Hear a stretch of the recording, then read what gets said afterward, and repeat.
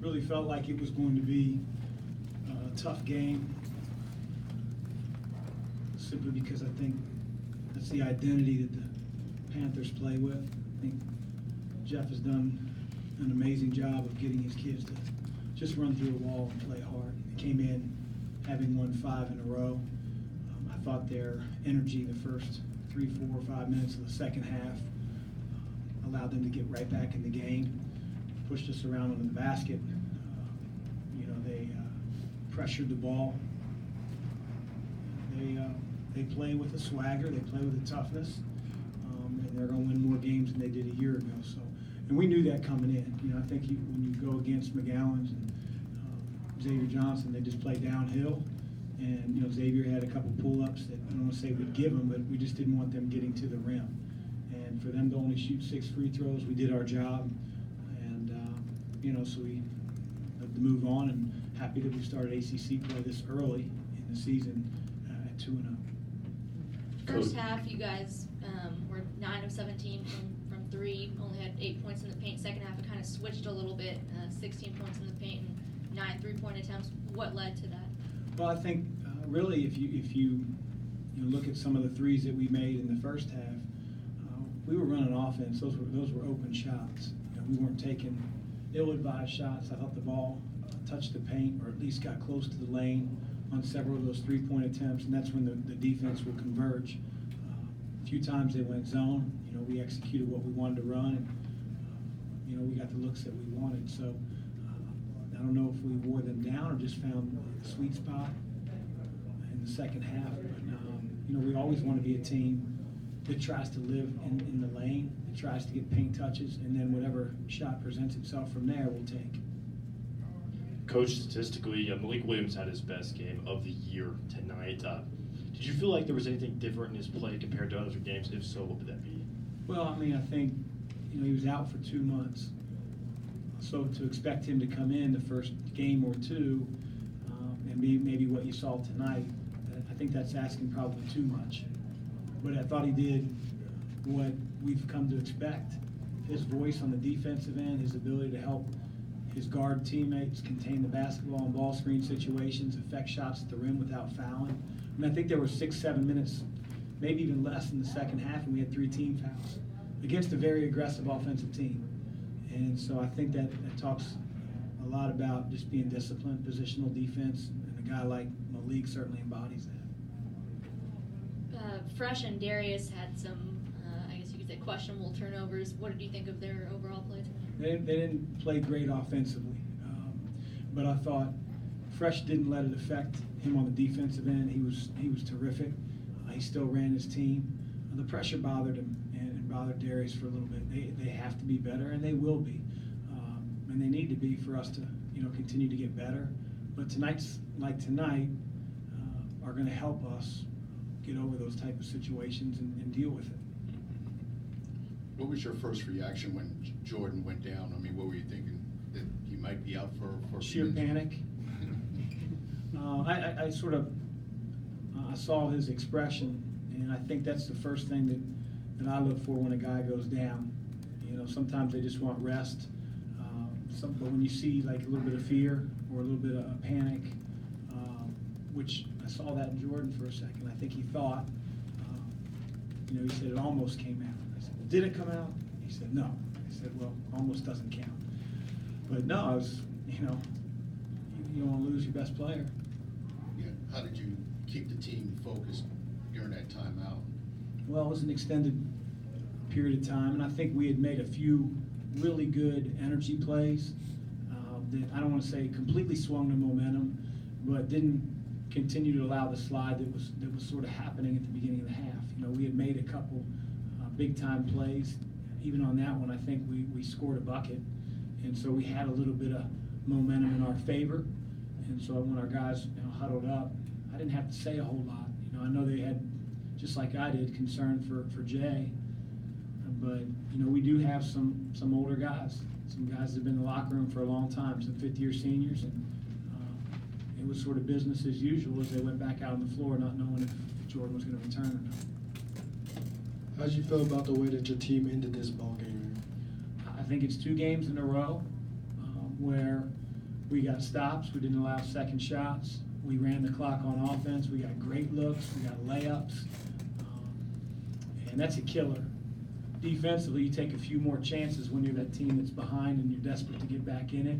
And for us to be able to get the ball reversed, set the screens that we wanted, get layups, that's just backbreaking. And then again, defensively, I thought we were, outside the first 5-6 minutes, very tough to get in the lane on and tough to get second shots against. And that was a separator. Chris, in the first half, you had 8 different guys get a 3.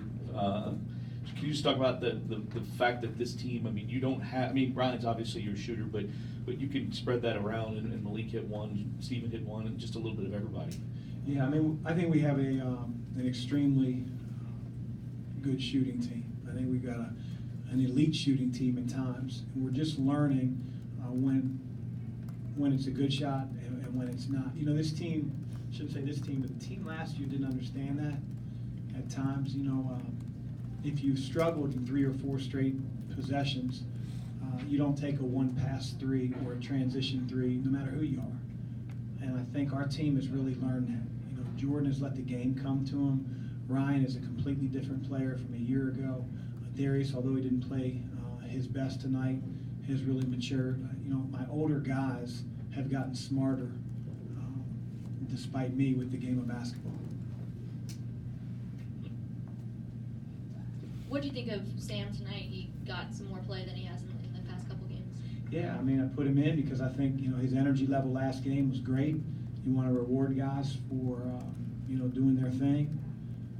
I thought Dwayne wore down a year ago, and so we're sort of cognizant of him playing 38, 39 minutes. You know, Sam's getting better and better and better, and so I want him to get out on the floor, and I trust him in situations. He's learning. You know, at the end of the half, and it's probably not Sam's fault so much as his 4 teammates. We didn't echo the play call, so we had 4 guys running a play that I think would have resulted in the same layup that Malik got in the second half, deep in the second half. And we reversed the ball to the wrong side because Sam didn't know the action. But you can only teach so much without giving those guys opportunity to play.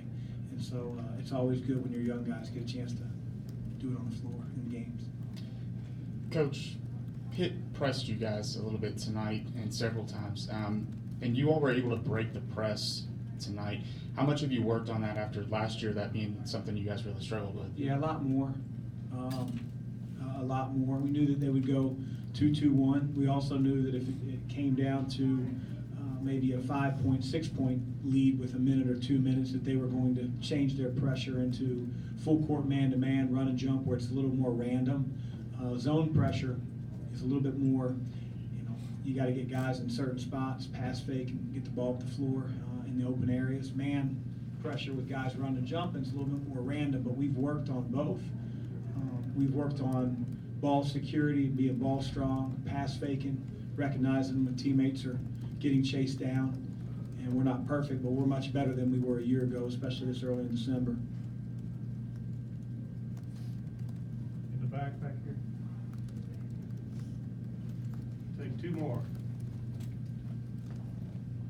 Chris, I know you're still trying to digest this one, but can you talk about the opportunity ahead to play in Madison Square Garden and play a team like Texas Tech?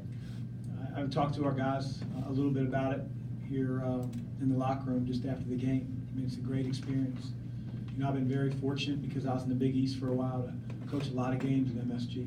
And the stage lighting, the history of the building, you know, when you walk in the bowels of the building and, you know, they have posters of Michael Jackson and, you know, autographed by him and the Rolling Stones. I mean, it's, you know, not to mention the basketball that's played there, that's been played there. You know, it's Jordan's favorite, you know, arena in the NBA. I mean, it's just, it's a cool experience. And so we're very fortunate to be able to play, number one, in that venue, and then to be able to play a national name that we have a lot of respect for. A year ago, they were the national championship game. And so Beard texted me today out of the blue. Said he likes watching our team, so he's trying to butter me up already. I'm not having it. But you don't do what he's done and what their program's done if you're not an incredibly well-coached program. And so we have a lot of respect. I know they've lost 3 in a row, but they're going to defend better than any team we've played. thus far. We're gonna have to be ready. Speaking of texting, did Scott Satterfield text you, or did he take out a protection order to keep you off his line? Coach Sat did not text me. We received a text about 11:30, midnight, and said, "Do you know your garage door is open?"